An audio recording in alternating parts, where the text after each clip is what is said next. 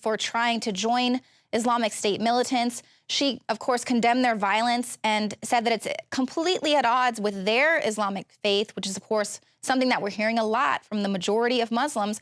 She accuses the group of brainwashing youths into joining their ranks via social media. Khan's mother says he's a very devout, committed, thoughtful kid who bought into some very slick advertising.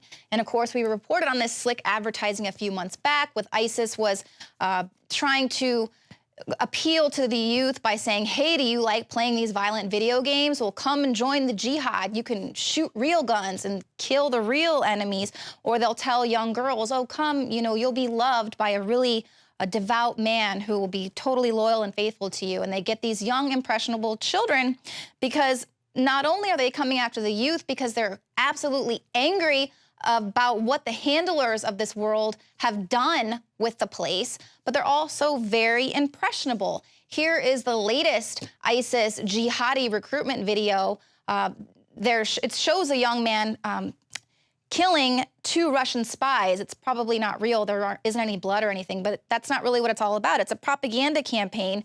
It shows an ISIS soldier dressed in camouflage. There's a young boy standing next to him holding a handgun. Basically, he tells the kid, Allah has gifted the Islamic State with these 2 spies.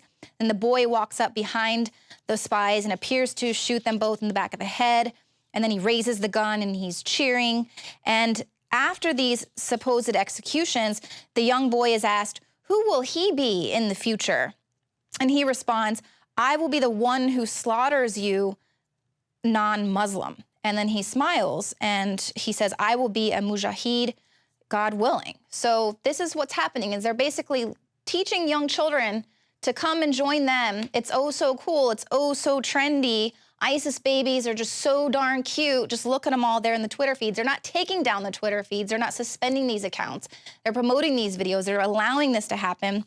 So this is basically our job now, is to start calling it like it is. And this is not cool. It's not trendy. And we do need to start speaking out about it. And yes, Obama did need to send someone to the Paris rally where they were protesting against this violence. Now, coming up, even more proof that Wi-Fi everywhere is really bad for your kids, and you will not believe what some idiot invented to help the surveillance state. Every year we make resolutions to lose weight and get in shape. And the truth is, it's hard, even with diet and exercise, because of toxic food in our environment that is stressing our bodies more than ever before. Working with experts in nutrition and biochemistry, I found that super high-quality nutraceuticals, in addition to my diet and exercise, were the answers that synergistically worked. I could see the drastic changes every day with the amount of weight I've lost, my increased stamina, and more of a twinkle in my eye. That's why we are now so excited to launch the INFOWARS Life Resolution Pack, combining 3 essential formulations: oxygen-based cleanser Oxy Powder, the Secret 12 bioavailable vitamin B12, and your choice of super female or super male vitality. Now all available at a discounted price to you and your family to bring in the new year and make 2015 a true success. That's InfoWarsLife.com or 888-253-3139. 2015 is the year to do it, and it all starts at InfoWarsLife.com.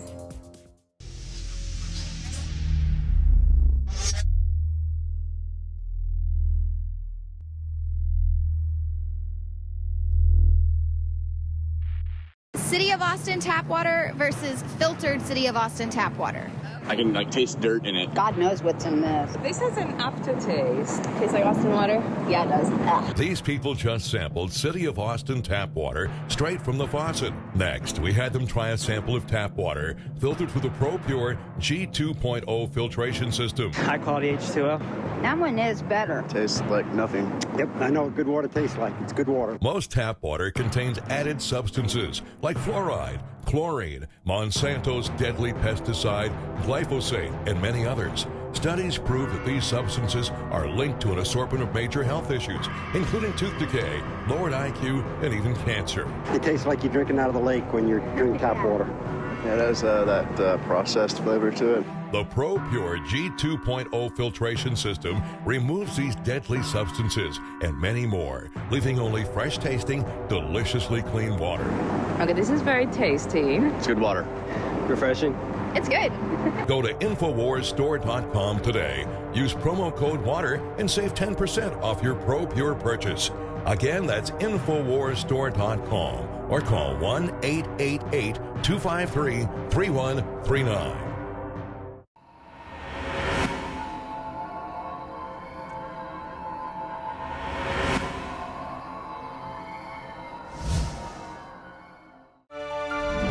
A new study suggests that Wi-Fi exposure might be more dangerous to kids than previously thought. Duh, you heard it here first, folks. We have been telling you this for years. Of course, now people are going to start reporting on this. This study is basically pointing out that the World Health Organization, or the International Agency for Research on Cancer, lists RF EMF as a Class 2B carcinogen. Radio frequency electromagnetic fields include radios, televisions, microwave ovens, cell phones, and Wi-Fi devices, which are, of course, ubiquitous. Now, this report is entitled, "Why Children Absorb More Microwave Radiation Than Adults and the Consequences." And they found that children absorb a greater amount of microwave radiation than adults because their bodies are relatively smaller, their skulls are thinner, and their brain tissue is more absorbent. Fetuses are even more vulnerable than children, which means pregnant women should avoid exposing their fetus to microwave radiation. And it's not just cell phones, but think about all the time that you stand by your microwave while it's preparing your food, or when you open the microwave to just check and make sure your dish is heated up properly, and then you close it again. All of those microwave radiation, all those waves are right there at the microwave. It's not contained. You've got to stay a few feet back. But they also suggest that girls and women should not put their cell phones in their bras or their headscarves. And then they say that the cell phone manuals make it clear that overexposure is a problem. And of course, there are government warning labels, but not a lot of people are really aware of this, of course, because whenever these studies come out, they instantly try and downplay it because, of course, if people knew how dangerous these things were, the exposure were, perhaps they wouldn't be buying all of these Wi-Fi toys for their children to just let their kids play with it. And that's one of the warnings they say, is that these wireless devices are radio transmitters. They're not toys. And selling these toys that use Wi-Fi, it should be more monitored, closely monitored, or possibly even banned for use for children. And not to mention the fact, we've had people here before that are really outraged that they are turning entire classrooms and schools into Wi-Fi, constant Wi-Fi, hitting your children every day. So, of course, we need more studies on this, and just people standing up and saying, you know what, I do not consent to being blasted with Wi-Fi.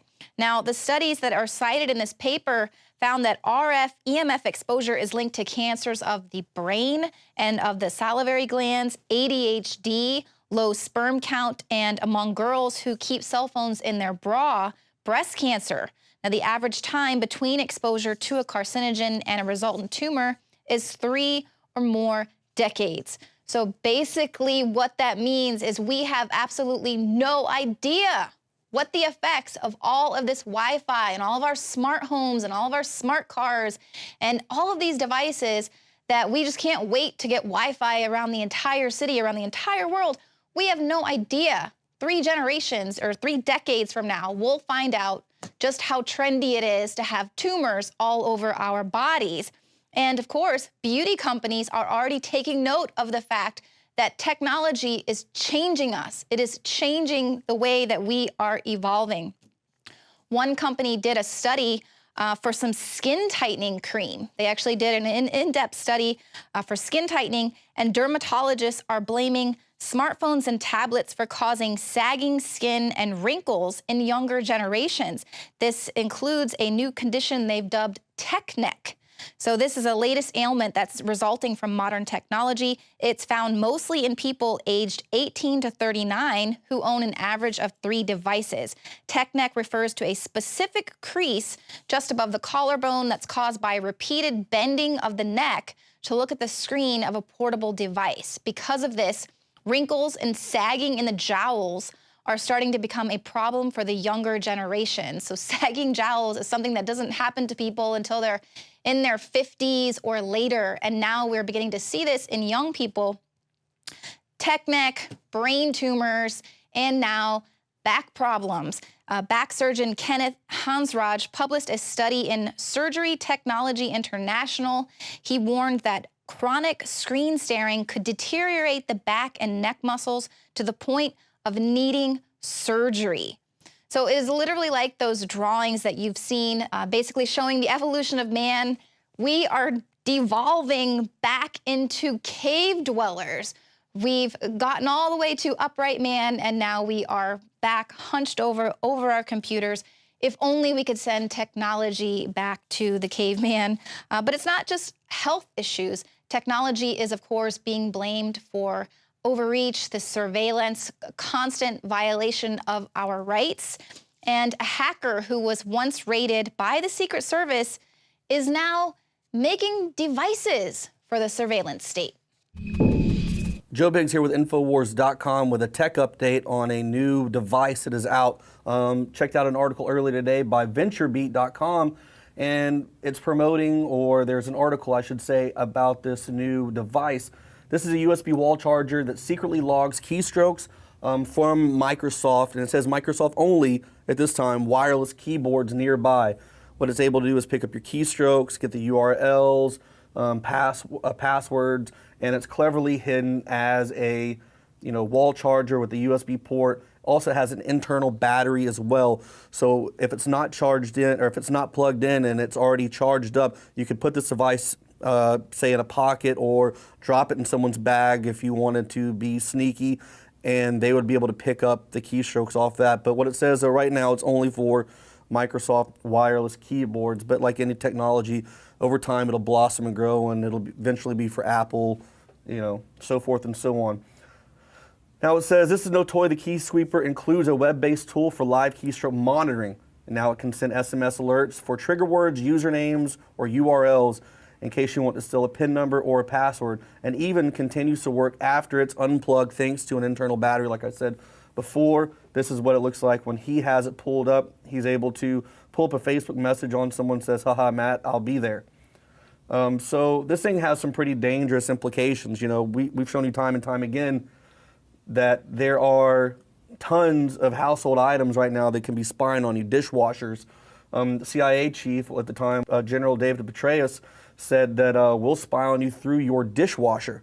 So we have to worry about dishwashers. We have to worry about smart TVs. I have to worry about my personal phone, because in here, when you go and read in the terms and services, it clearly says that the NSA is spying on you, and they're not liable for any information that you may lose off your phone due to them snooping around on your devices.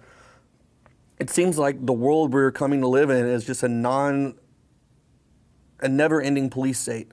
Everything that we have, all of our tools are watching us, and this is going to get every keystroke that you have as well. So this is something that, I just can't stand seeing that, one day, if I ever have kids, they're going to have to grow up in this world that, you have to worry about what you say, because we keep seeing our freedom of speech attacked with the Interview movie, how they're making people scared to show the movie, the Charlie Hebdo attacks in France, where they're trying to attack people for speaking. What's going to happen when we have all these devices and they crack down and there's martial law and they're listening to everything you say? Are you going to be fined based off what you say in your own home? Sanctimonious asshole. Melina Huxley, you are fined 1/2 credit for a sotto voce violation of the verbal morality statute. Or will you be thrown in jail because you've said something bad against the government? This is what it's all coming to, and this is what we have to do. We need to become aware. We need to talk to our friends so we can protect ourselves against these tools.